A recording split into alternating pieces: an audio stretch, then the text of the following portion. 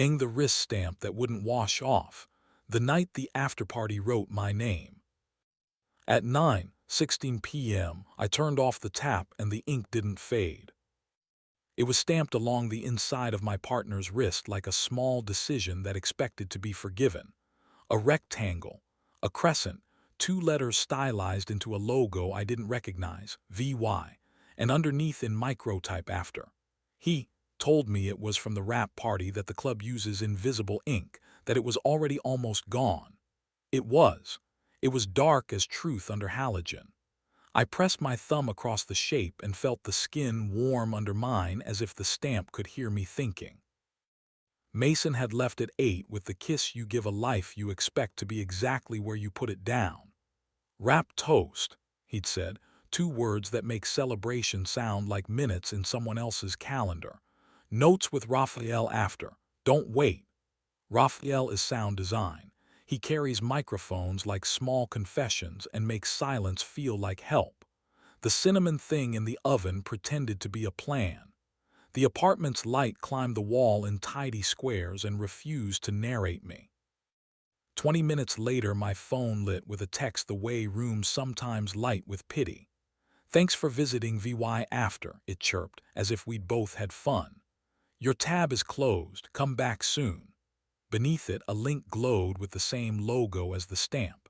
He'd forgotten his credit card was still tied to our shared wallet. The app considered us a chorus.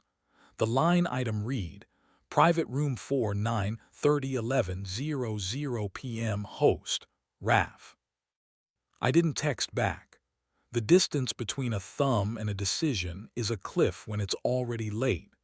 I put on the jacket that knows how to keep quiet, let the door collect its soft sigh, and walked toward a corner of town that teaches lights how to be useful. VY hides under a different address like men hide under good angles. Neon pretends to be night's handwriting. The door looks like a loading dock and the bouncer like a patient answer. I showed him the link, and he showed me the stairs.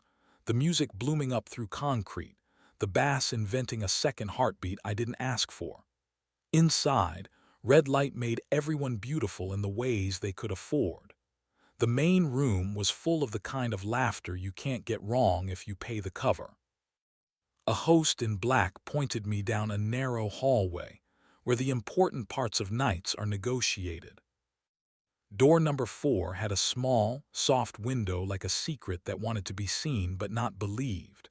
Through it I could make out the corner of a low couch, a glass with water turned glamorous by lighting, the shape of two shoulders in a geography I knew too well to misread.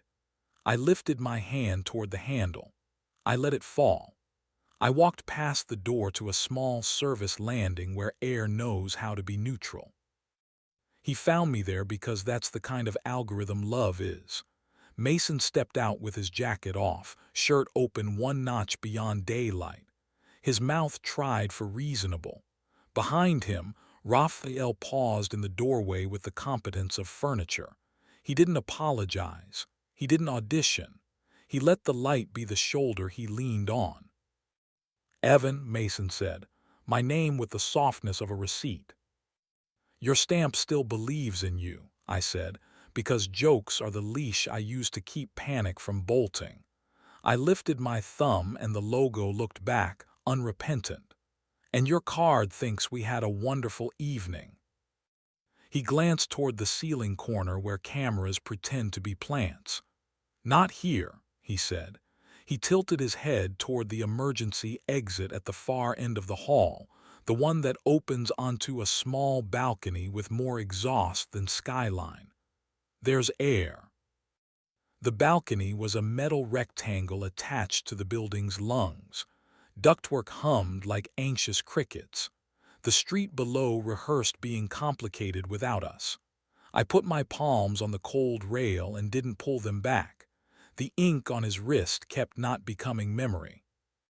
"I lied when I left," he said. He doesn't waste adjectives when he wants to be correct. Rap happened. People did their best grammar at goodbye. Then I told myself I wanted 30 minutes where being interesting didn't have to pass inspection. "Raphael," I said, Because names are handles and I like my hands full when the floor moves. Raphael let a small breath go that wasn't approval, oxygen doing its job, and stayed inside the doorway the way decent furniture does. Accessible, undecorative. Are you sleeping with him? The question is a cliff. There isn't a scenic route. You count to one and make your mouth earn its keep. Not yet, he said, clean, immediate. Then lower, the honesty that knows exactly which muscle wants to bruise. I brought my mouth. The wind found the opening at my collar and decided to stay. The stamp on his wrist looked like a signature under forgery light. I lifted 2 fingers to that soft place, felt his pulse write my name there without permission. His eyes closed the way doors do when they expect a hand.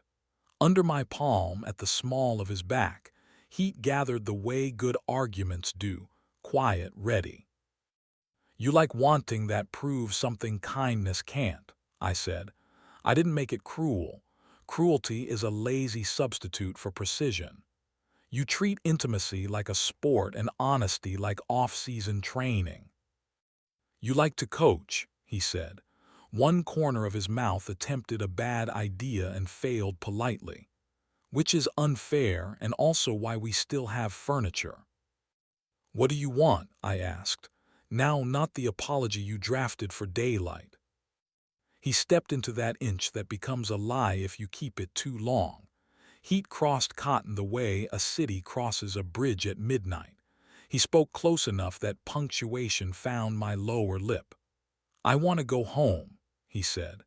I want you to want me where our towels remember us and desire isn't billed in half hours.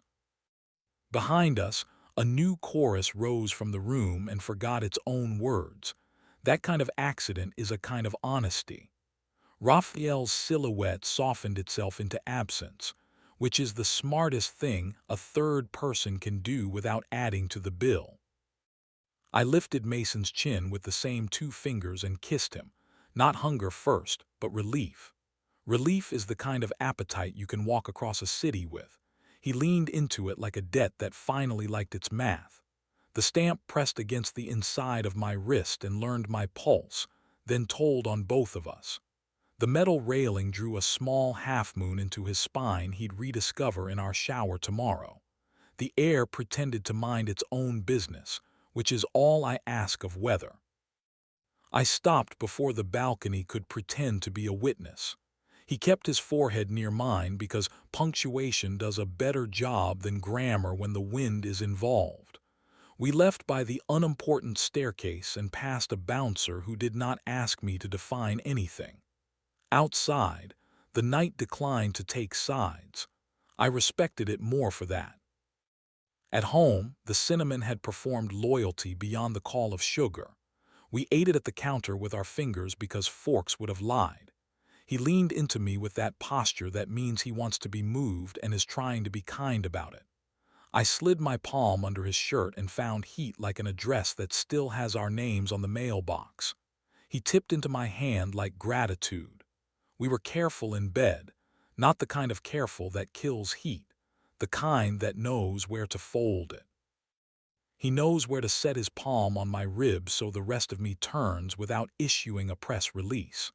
I know where his shoulder hides when it doesn't want to confess, and how to coax it into telling the truth with weight and breath, and a mouth that has stopped trying to rescue him and still wants him. I won't give you choreography. I'll tell you the room remembered to breathe, and morning forgave us because it had other work. We slept like people who were not finished. Light shouldered the blinds with the small authority of a suggestion. He made coffee the way he does when he wants me to listen. I opened the window to see if Mercy could afford our rent. The stamp still held its shape on his skin like a lesson written in stubborn ink. He started with small truths because small truths keep larger ones upright. The notes had run long. The room had made his voice feel possible. Raphael's attention had the grammar he wanted to try on. Then he ran out of script and said the part I could keep. He said he is tired of being interesting for a living, tired of being curated, captioned, archived. He said he wanted to be wanted like teenagers are: stupid, earnest, badly lit, forgiven in advance. He said he imagined my mouth more than once by that door and hated the math. He said he was sorry like a man who knows sorry is a tool, not an eraser. I didn't forgive him at the table. Forgiveness is a daylight animal and morning's charge. I told him to put on the coat that doesn't belong to clubs and walk with me to the canal where water lies about Paris, and we let it. On the bench we like, pigeons performed competence. A cyclist's breath taught our bodies cadence we could afford. He hooked his thumb in my pocket like humility. I let him. 2 afternoons later, I saw Raphael in a lobby that smelled like lemon and ambition. He gave me the nod men give when they have chosen to be furniture on purpose. He didn't apologize and I didn't deputize. We stood in front of an elevator mirror that spelled our names backward and didn't insist either of us fix it. It isn't that we agreed. It's that we learned how to read ourselves both ways. VY still sends tidy confirmations that know nothing about anything. I don't trust their fonts or my inbox. I trust the square of light at 4 when it climbs our wall like an idea that finally put on shoes. I trust the heat under his shirt at the small of his back when my hand remembers its job. And if another stamp refuses to fade, if another accidental proof tries to volunteer my location to my chest, I will do what I did the night the afterparty wrote my name. Find air, choose kissing over theater, walk him home with my palm on the part of him that knows the address, and keep teaching our door, gentle, stubborn, local, to open from the inside.